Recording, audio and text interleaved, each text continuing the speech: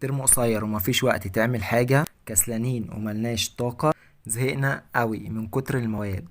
رمضان قرب ومش هنعرف نذاكر، الناس بتغش، نذاكر ليه؟ مفيش حاجة تشجعك على الدراسة أساسا. مبدئيا كده يا سيدي، انا مش هقولك زي باقي الناس لازم تصحى بدري. مش مهم قوي تصحى بدري، هو مهم تصحى بدري، بس مش مهم قوي تصحى بدري. اهم حاجة بس تصحى في الوقت المحدد، الوقت المناسب لميعاد مذاكرتك، الوقت اللي انت هتقدر تذاكر فيه، الوقت اللي انت هتكون مركز فيه اكتر عشان تنجز اكبر قدر من المذاكرة اللي عليك واكبر كمية من المذاكرة اللي عليك. فاهم حاجة تصحى في الوقت المحدد، مش مهم تصحى في الوقت البدري، المهم بس تصحى في الوقت المحدد والوقت اللي انت هتقدر تنجز فيه اكتر ومخك هيكون نشيط فيه اكتر. تمام.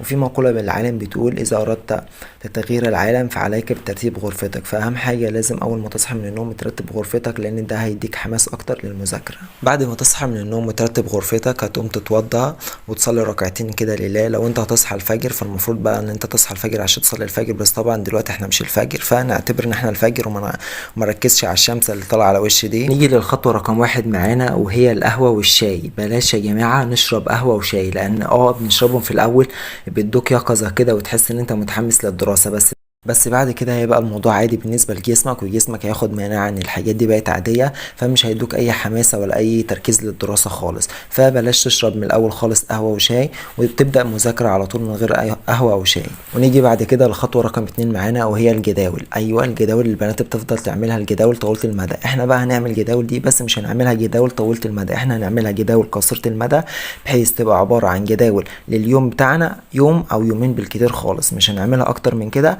عشان مخنا ما يبقاش عليه ضغط، او ما نهيئش المخ ان في عليه ضغط كتير جدا، فالمخ يبتدي يعطل وما يبتديش يركز وما يبتديش يبقى متحمس اكتر للدراسه. فنعمل الجداول اللي هنعملها هتبقى جداول قصيره المدى، اخرها يوم او يومين بالكتير. ونيجي للخطوة رقم 3، وهي انك تلعب رياضة. حاول على قد ما تقدر تلعب رياضة، لان ده هيفرق معاك في جسمك وتركيزك في الدراسة، فحاولوا على قد ما تقدروا تلعبوا رياضة. ونيجي للخطوة رقم 4، واللي انا بصراحة بعتبرها اهم خطوة، وهي تحديد الهدف. انت لازم تحدد هدفك، لازم تعرف انت بتذاكر ليه وعايز تعمل ايه.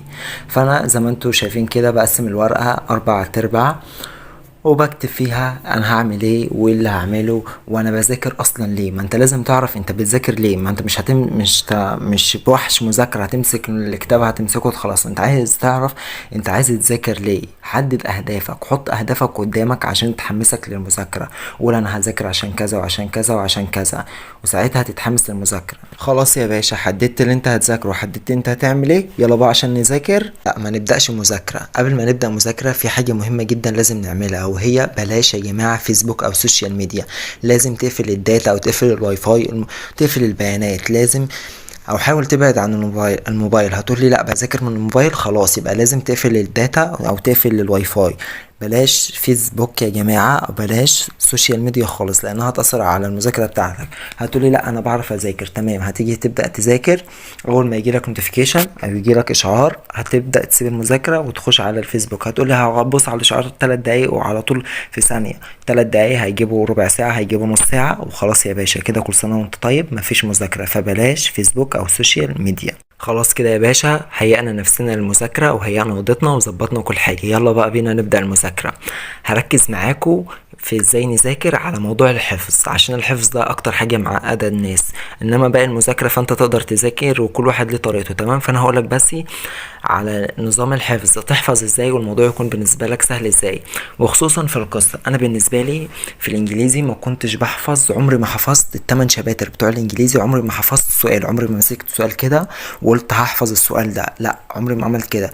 رغم ان ما كانش فيه ولا سؤال بيقف معايا في الانجليزي الحمد لله، بالذات في موضوع القصة. طب ازاي انت ما كنتش بتحفظ ولا سؤال، وازاي ما فيش اسئلة كانت بتقف معاك؟ هقول لك ما فيش ولا سؤال كان بيقف معايا ازاي. اولا كنت بجيب القصة كاملة 8 شباتر كاملين بالعربي، هتلاقي الترجمة بتاعتهم مع المصدر بتاعك او مع الطلاب زمايلك.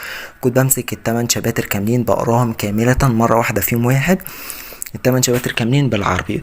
لما بقراهم كده بفهم احداث القصه كلها بتتكلم عن ايه، وبفهم القصه بتتكلم عن ايه، وبالتالي بعرف احل اي سؤال لما بيجيلي بالانجليزي بفهم معناه، بترجمه العربي، ومن عربي بترجمه الانجليزي وبعرف احل معناه.